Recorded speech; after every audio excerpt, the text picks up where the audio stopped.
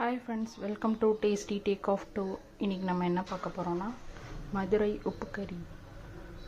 இதை மிளகு கறின்னு சொல்லலாம். வாங்க எப்படி செய்கிறதுன்னு பார்க்கலாம். அடுப்பில் பேன் வச்சுட்டு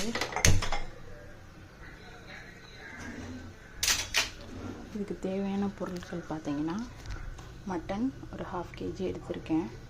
அப்புறம் ஒரு 4 தக்காளி, அப்புறம் ஒரு தேவையான அளவு வெங்காயம் எடுத்துக்கோங்க. அப்புறம் பச்சை மிளகா, கருவேப்பிலை, கொத்தமல்லி எடுத்துகிட்டு அவ்வளோதான் ஃப்ரெண்ட்ஸ். இப்போதைக்கு ஸ்டார்டிங். இது போக லாஸ்ட்டில் நம்ம இப்போ சட்டி காஞ்சிச்சு, வாங்க நம்ம எண்ணெய் ஊற்றிக்கலாம். நான் கடலை எண்ணெய் எடுத்துக்கிறேன்.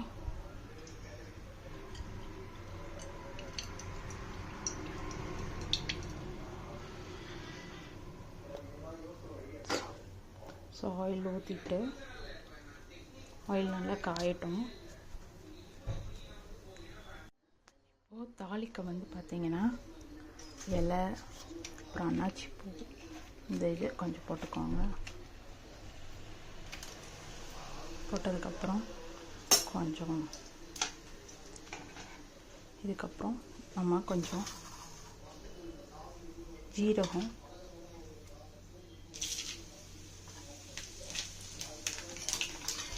கொஞ்சம் கடுகு,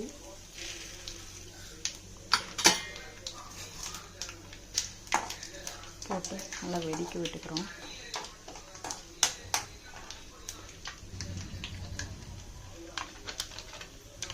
உங்களுக்கு வேணும்னா பட்டை போட்டுக்கலாம். இது நல்லா பொரிஞ்சதுக்கப்புறம் அந்தளவுக்கு பொரிஞ்சதுக்கப்புறம் வெங்காயம் எடுத்து போடுறோம்.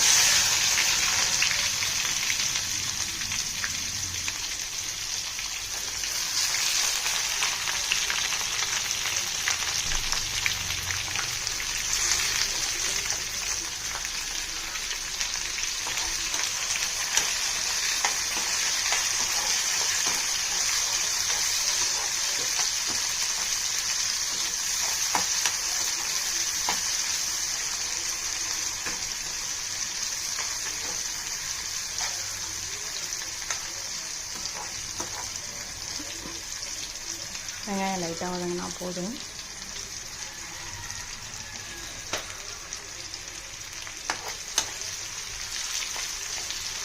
அதுக்கப்புறம் கருவேப்பிலை போடுறோம். பச்சை மிளகாய்,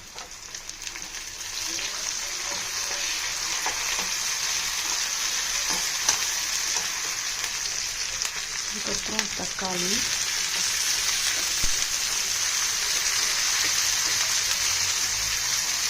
போட்டு நல்லா வதக்குறோம்.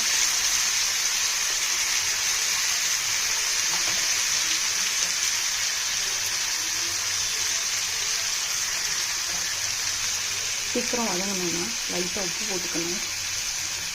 உப்பு கொஞ்சம் போட்டுட்டேன். உப்பு போட்டு நல்லா வதக்குறோம். தக்காளி ஸ்மாஷ் ஆகிற அளவுக்கு நல்லா வதக்கிக்கோங்க. பாருங்கள், நல்லா வதங்கிடுச்சு. இப்போ நம்ம கறி எடுத்து போட்டுக்கலாம்.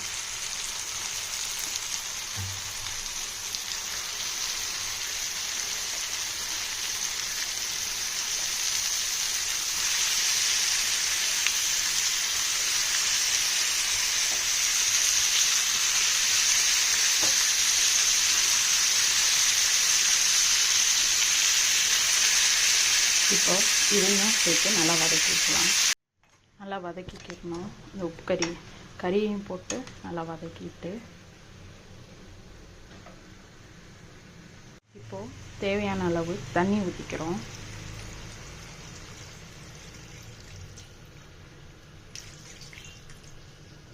ஊற்றிட்டு இந்த மஞ்சள் பொடி ஒரு டீஸ்பூன் போட்டுக்கிறோம்.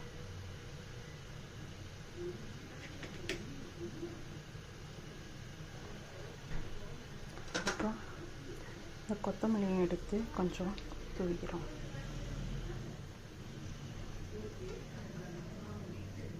பாருங்கள், நல்லா கொதிச்சிட்ருக்கு.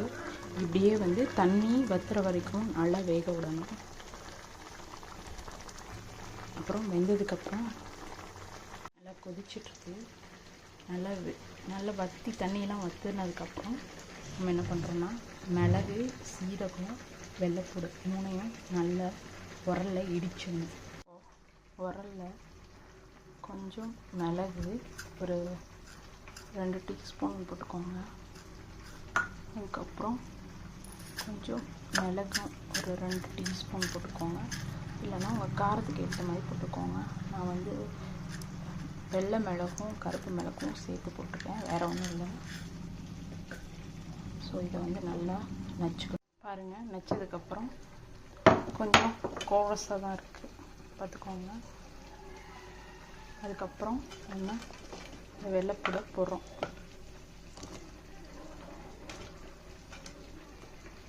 அதையும் நல்லா நச்சுக்கணும். இப்போது தண்ணி ஒரு ஹாஃப் வற்றிடுச்சு. ஸோ இப்போ நம்ம என்ன பண்ணலாம், இந்த இடித்து வச்சுருந்தோம்ல மிளகு, பூண்டு, அதை எடுத்து நல்லா போட்டுக்கோங்க. நல்லா அந்த மிளகு, சீரகம் எல்லாத்தையும் போட்டதெல்லாம் நல்லா கிண்டி விட்டுருங்க. அப்படியே கொதிக்கட்டும். தண்ணி நல்லா வற்றிடுச்சு.